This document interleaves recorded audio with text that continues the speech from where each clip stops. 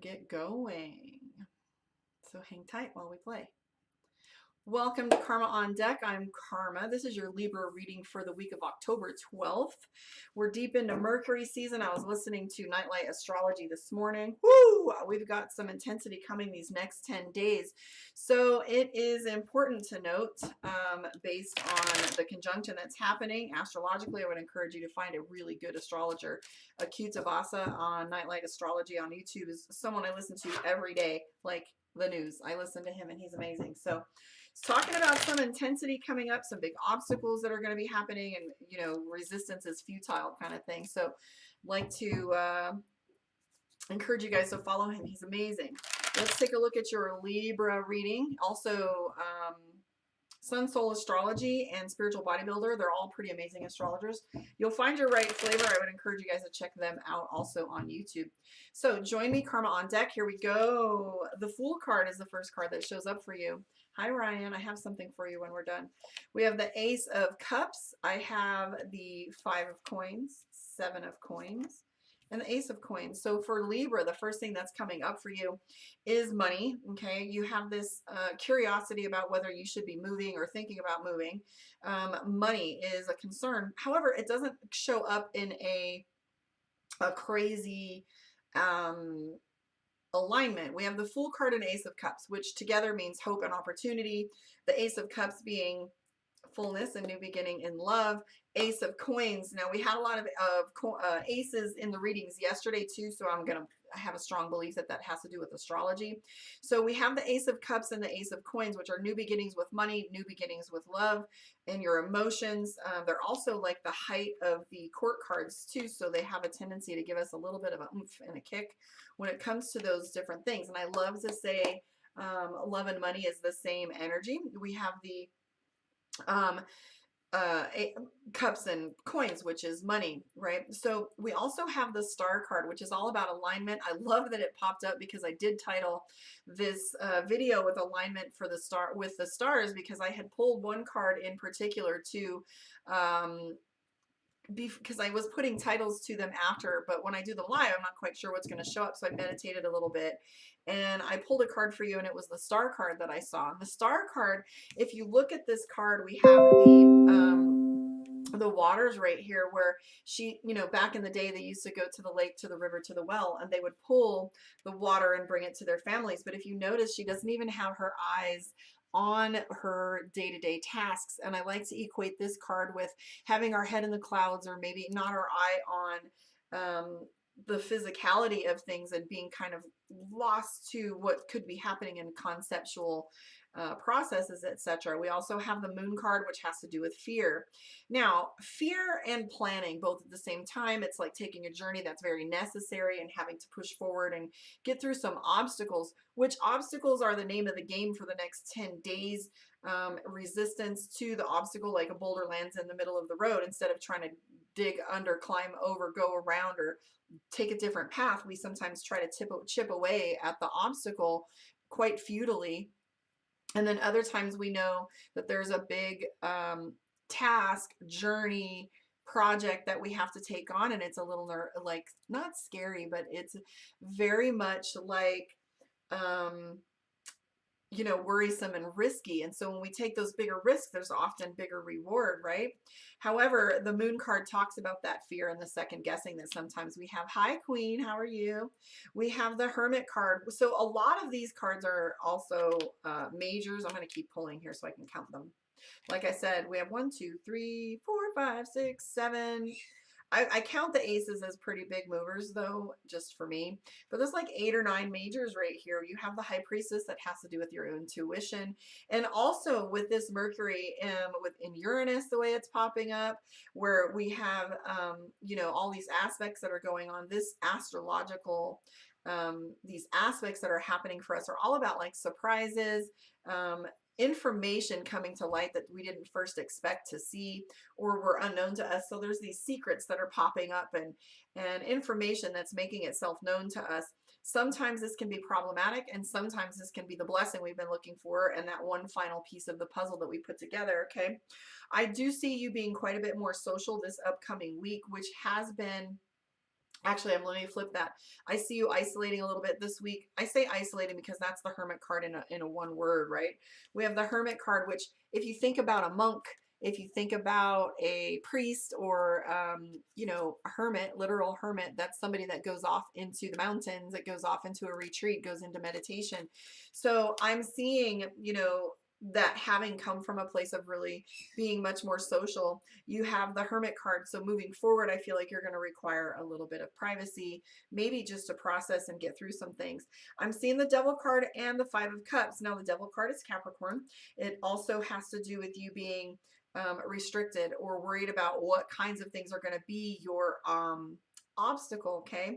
So if you think of the Devil card in its nutshell and how it's described and what it tries to illuminate for you, is that the Devil card is all about habits, like bad habits, addictions, substances, and often lies. And what are lies but a habit? You know, lies are a habit of deceit, which people have a tendency to um, hide the things that they're doing to keep them private for whatever purposes, so that they're not known and they can move without being, you know, picked apart or decided or judged, or not necessarily always to get away with things. But the Devil card can often mean that we have these bad habits. Like I've been saying, it can be anything from Netflix and chill to alcohol, to gambling, to sleeping too much, to being on the Facebook and engaging too much and not finding your one-on-one 3D physical connections and neglecting those. That card really does have its little way of making us look at all of our different habits. So I'd like to encourage you to think about those astrological aspects when the High Priestess pops up, especially when we were talking about Uranus. I think it's Libra that we're ending on a high note at the end of this Mercury retrograde. So we're going to find ourselves in a little bit more balance than we expected. So I want to say that the thing that's most important to look at with this reading is you have a lot of hope on the rise for you. You have the Fool card, which is opportunity. Okay. Where'd it go? We have ease and the storm breaking and kind of getting ourselves a little bit of loosened belt, a little bit more ease, maybe some collaboration, maybe some tasks are coming off our plate, quite a bit of movement going on. I do see some education models, so some of you might be going into training, taking a class, going back to school, etc. I will say though that you're going to find yourself in this moment this upcoming week where this Five of Cups shows up. Okay, the Five of Cups is about pragmatism, like finding that that one little piece of information that doesn't seem to connect with the puzzle in its appropriate place, and you just can't make it work because it's probably not necessarily this lie that I was talking about, but it's most definitely like maybe even a different motive. Maybe it's, you know, they don't have the same values or alignment that you do. So alignment is really quite a perfect little analogy for this week's reading for you. Let's pull a card for you from, let's do your moon reading. So this is for your Libra moon. Come to my YouTube channel, like, subscribe, and share. Find the Easter egg like I posted in the description. And I have a treat for you. And here we go for our Libra moon. KarmaOnDeck.com for your one-on-one if you want to do some more of this information in depth. I have the Wheel of Fortune for you. Wheel of Fortune has to do with timing. So what's on your mind is timing. You're tired of doing the same thing over and over again based on the Eight of Pentacles. You're getting these moments where you feel like you want to quit, but you're pushing on, moving forward. Interesting that Akita talked about that this morning, about pushing forward when it's easier to surrender, right? I'm seeing balance coming for you. I see that you're really pulling on a lot of reserves emotionally in order to move forward. Very much intimidated about starting over and asking for things. So for me, I'm seeing that there is this this Page of Pentacles, which means starting over financially or beginning a new project. Doesn't necessarily mean just starting over, but it definitely indicates, definitely me and Rain Man, indicates that there's some projects that you're starting on, and that might be the thing that I was saying that I saw for you where you're hesitating and not sure. I do know that you're feeling as if it could be easier to take some routes that aren't quite as well, I don't know. I just feel like you might want to cut some corners, and I would recommend that you think twice. What is it? Measure twice, cut once when you're sewing or doing woodworking. So really vet your information, because I do feel that you've been undecided. There's this card here that tells me that Libra just wants to quit. This is that card where the you know, it's not over till the fat lady sings. Like she's got her violin, the show's over, she's ready to walk away. Okay. And this card is about like, dude, I'm done. And so if you're feeling that way, I mean, don't make any moves before you vet your information. Like make sure, like these surprises that are coming up, God knows what they could be. But if any of these surprises pop up and you feel like throwing them the bird, like breathe first and look at the consequences and karma to like the things that you want to do instead. But again, we have the Six of Swords. That's a great congruency where it's like you're coming to your wits end.